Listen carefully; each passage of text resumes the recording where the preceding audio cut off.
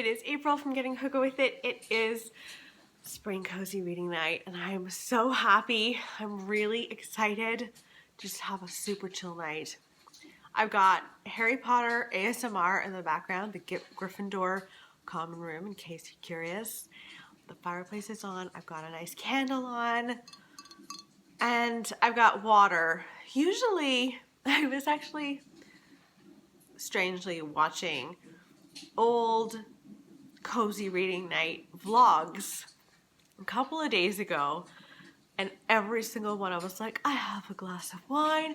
I'm just hearing that over and over again, and I was like, oh, I kind of miss a glass of wine. The baby is 100% worth it.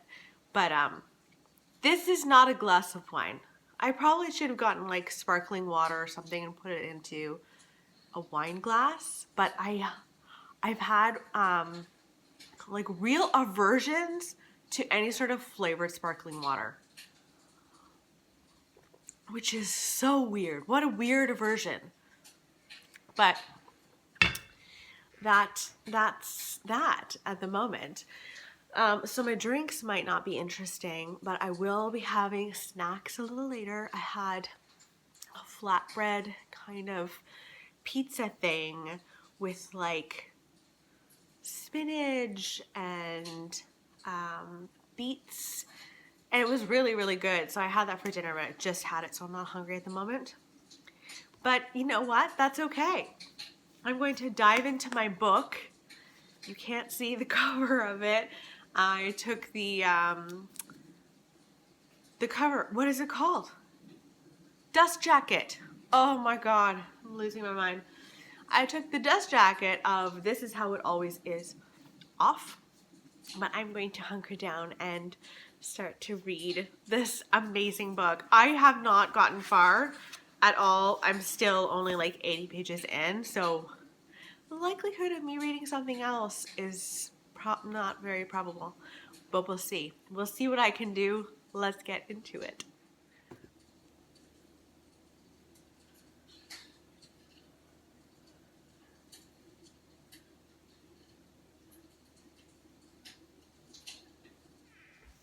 So I don't think I've mentioned yet what This Is How It Always Is about. This is about a little boy named Claude. He realizes that he feels much more comfortable wearing girl clothes than boy clothes, and his family is super supportive of him.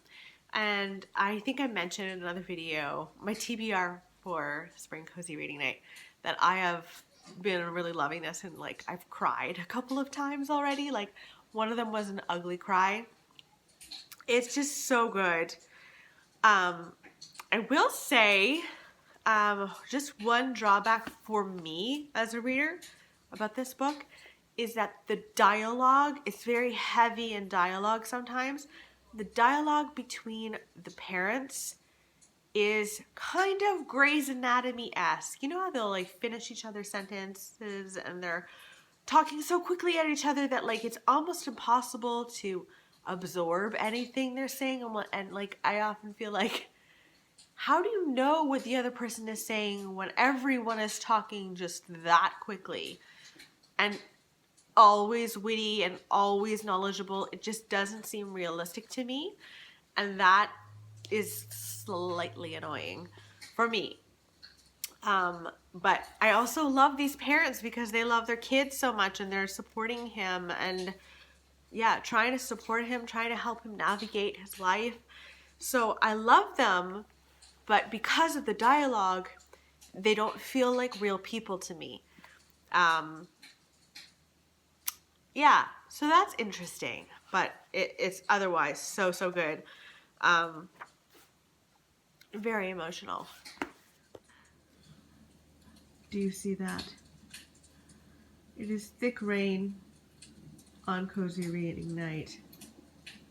Spring cozy reading night should not come with snow. Why didn't Mother Earth get the memo? Very upsetting.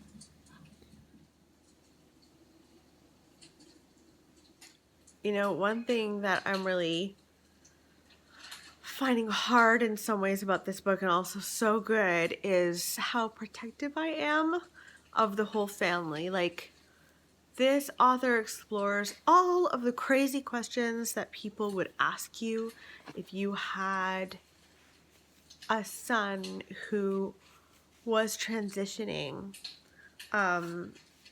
You know, the intrusiveness and stuff of some people asking, like, exactly how a physical transformation would happen.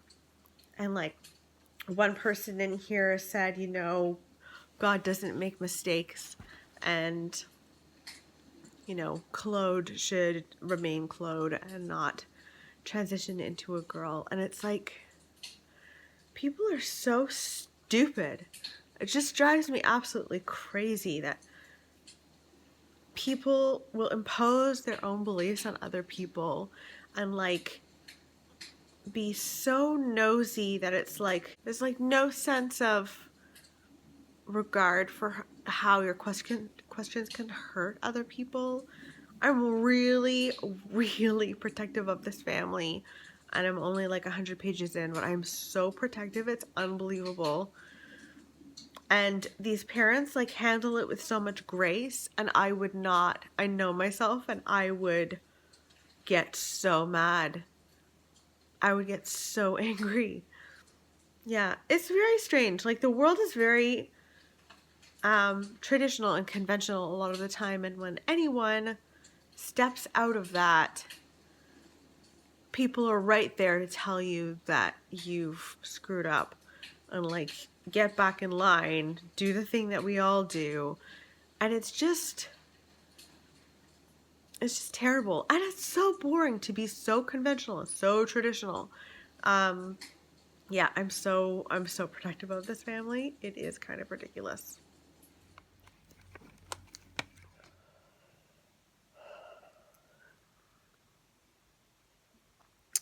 Well, it's 8:30.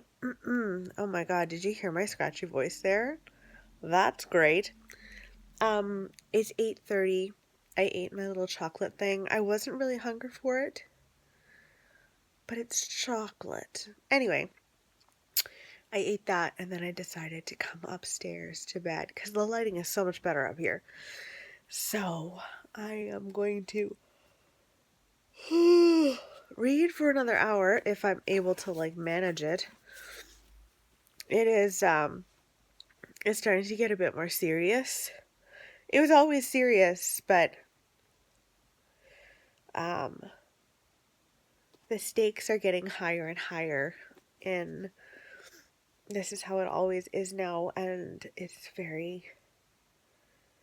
it's a hard-hitting book. Like, you can't help but cry reading this book. You really can't.